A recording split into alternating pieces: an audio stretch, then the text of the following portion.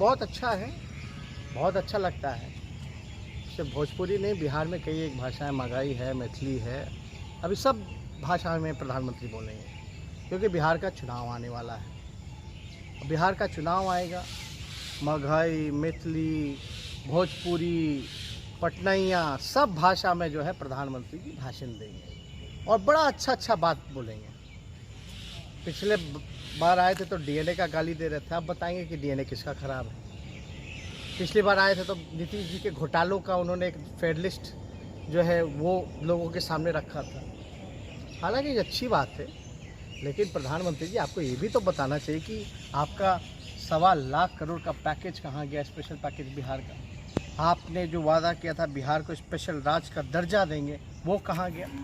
और जो सबसे ज़्यादा मजदूर हमारे पैदल 1500 किलोमीटर चल के आए, 2000 किलोमीटर चल कर के आए, जिनकी भूख से और रोड एक्सीडेंट में, रेल एक्सीडेंट में मौतें हो गई, इसका जिम्मेदार कौन है। प्रधानमंत्री जी अच्छा होता अगर आप ये बात बताते तो।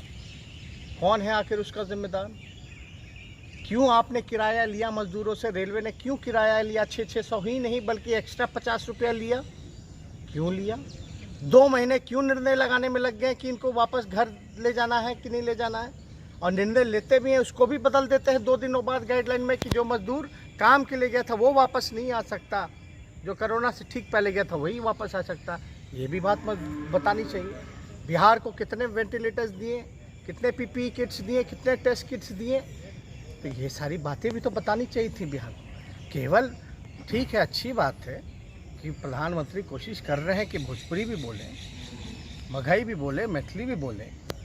अभी तो मैथिली भाषा को लेकर के जो है आंदोलन चल रहा है, शायद उस पर भी ध्यान दें प्रधानमंत्री। और एक अंतिम सवाल की जिस तरीके से भूमि राजस्व विभाग द्वारा ट्रांसफर की ज़रूरत है। बिहार में मात्र 3 कारखाने हैं, 3 उद्योग हैं।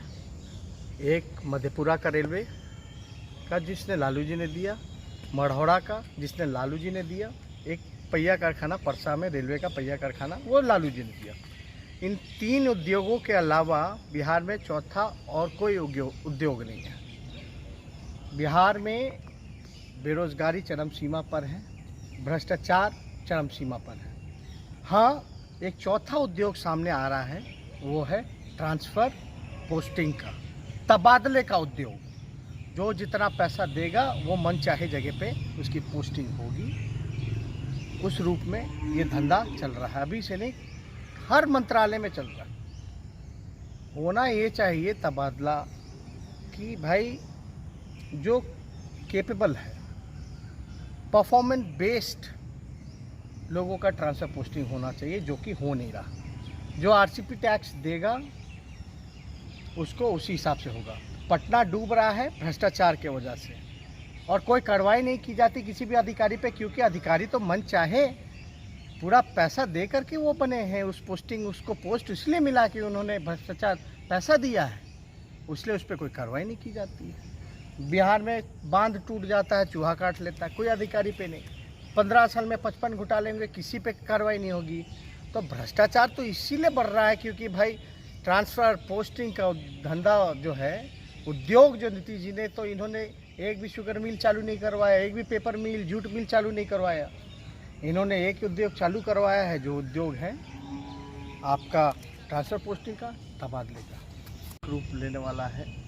और यहाँ तो हमने सरकार को भी बोला था कि पीठ मत थपथपाइए कि रिकवरी जो है वो आपका ज़्यादा हो रहा है। रिकवरी तो वो तो इंडिविजुअल टू इंडिविजुअल है, जिसकी बेहतर इम्यूनिटी है वो रिकवर करेगा ही करेगा।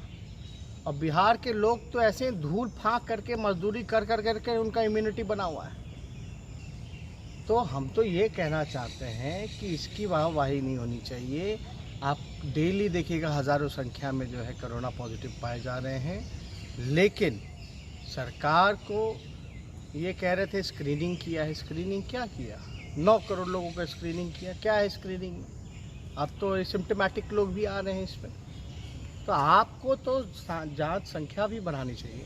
अब मान लीजिए प्राइवेट लैब में अब हो रहा है तो इसकी कीमतें इतनी ज़्यादा हैं, गरीब कहाँ से करा पाएगा? उसकी जिम्मेदारी को सरकार को लेनी चाहिए और संख्या जो है वो बढ़ानी चाहिए। क्वारंटाइन सेंटर्स बंद कर दिए गए तेजस्वी जी, जबकि बाकी कई राज्यों में वो अभी भी चलाए जा रहे हैं। क्या आपको लगता है कि बिहार सरकार ने बंद करने में जल्दबाजी की? ये खुला भी था तो बद से बदतर स्थिति में था। सरकार कोरोना काल के जितने भी नियम लेते गए हमेशा कन्फ्यूजन दिखा, चाहे ट्रेन से लाने की बात हो, बस से लाने की बात हो, बिहार मजदूरों को आने की बात हो। बिहार के मजदूर जो गरीब हैं, जो वापस आए, नीतीश जी के और बिहार सरकार के मन में क्या है, दिल में क्या है, वो दिल की उपज एक चिट्ठी के रूप में निकल आई थी। उस चिट्ठी में ये साफ तौर पे लिखा था कि रोज़गार नहीं दे पाएंगे। हालांकि सुप्रीम कोर्ट लगातार कह रही है 29 लाख जो आंकड़े जो बिहार सरकार का है, जितने मजदूर आए हैं आप उसको जो है रोज़गार दिलाओ, लेकिन ये रोज़गार नहीं दिला पा रहे, बल्कि मजदूर वापस पंजाब के बसेस, हरियाणा के बसेस वापस लाद करके वापस ले जाने का काम करना है। तो ये पलायन तो रोक नहीं पाए।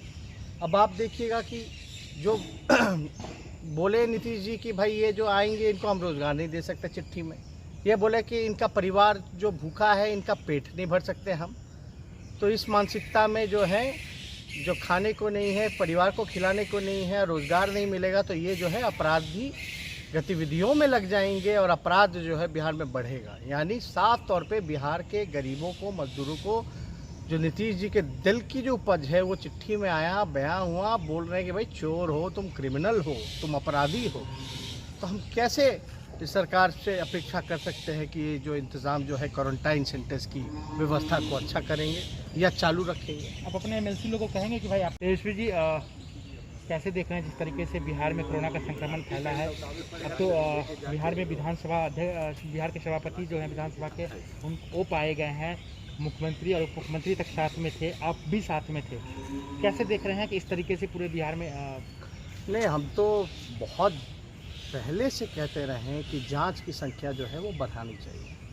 बिहार जो है जांच की संख्या में सबसे फिसड्डी राज्य है आबादी के हिसाब से और राज्यों के मुकाबले में। और हमने ये भी कहा था कि भाई रैंडम टेस्टिंग भी होनी चाहिए। और हम लोगों की जो चिंता थी कि सबको जो है अच्छे से जांच किया जाता और जांच करवा करके सख्ती बरतने का जो सरकार का जो गाइडलाइन है वो भी होना चाहिए, लेकिन हुआ नहीं। सरकार ने तो अपने हाथ खड़े कर दिए। अब ये सूचना आ रही है कि सभापति जो हैं अवधेश जी, उनको जो है कोरोना पॉजिटिव, वही नहीं बल्कि उनके सभी परिवार के लोग भी पॉजिटिव पाए गए। तो हमें चिंता है इस बात की और हम तो जल्द से जल्द उनकी रिकवरी हो इसकी भी हम प्रार्थना करेंगे। लेकिन आप लोगों ने देखा होगा 2 दिन पहले ही ओथ हुआ था सभी एमएलसीओं के, जो नए निर्वाचन जिनका हुआ है, नए जितने भी एमएलसी थे उनका ओथ हुआ। और उस ओथ सभा में हम तो नहीं गए थे, लेकिन बिहार के मुख्यमंत्री और उप मुख्यमंत्री ज़रूर वहाँ थे। और वो गए ही नहीं थी, बल्कि बीच में अवधेश जी बैठे थे, एक तरफ मुख्यमंत्री बैठे थे, एक तरफ उप मुख्यमंत्री बैठे थे। तो हम लोगों की तो चिंता है कि भाई ये कोरोना कहीं मुख्यमंत्री तक ना पहुंच गया हो, हम नीतीश जी तक ना पहुंच गया हो तो बेहतर होगा, क्योंकि संक्रमण ये फैलने वाला है। क्योंकि ज़्यादा डिस्टेंस भी नहीं था, तो बेहतर हो कि वो भी अपना जांच कराएं और अपना ही नहीं बल्कि जांच की संख्या को भी बढ़वाएं और रैंडम टेस्टिंग की भी व्यवस्था जो है ज़्यादा से ज़्यादा वो करवाने का काम करें। और एकमात्र डेडिकेटेड हॉस्पिटल है एनएमसीएच। अभी बारिश में पटना डूब रहा है, एनएमसीएच भी डूब रहा है। तो ये स्थिति बनी हुई है, तो इस पर सरकार को गंभीर होना पड़ेगा। चुनाव की चिंता है ज़्यादा, उनको चुनाव की ज़्यादा चिंता है, लोगों की कम है, बीमारी की कम है। इस दौर में चुनाव छोड़ करके, चुनाव की चिंता छोड़ करके, क्योंकि ये तो जनता तय करेगी कौन होगा नहीं होगा, लेकिन ज़्यादा इसमें दिमाग ना लगा करके अगर ज़्यादा समय 90 दिन तक जो बाहर नहीं निकले, अगर ये अच्छे से व्यवस्था की गई होती तो शायद ये कोरोना मुख्यमंत्री तक नहीं पहुँचा।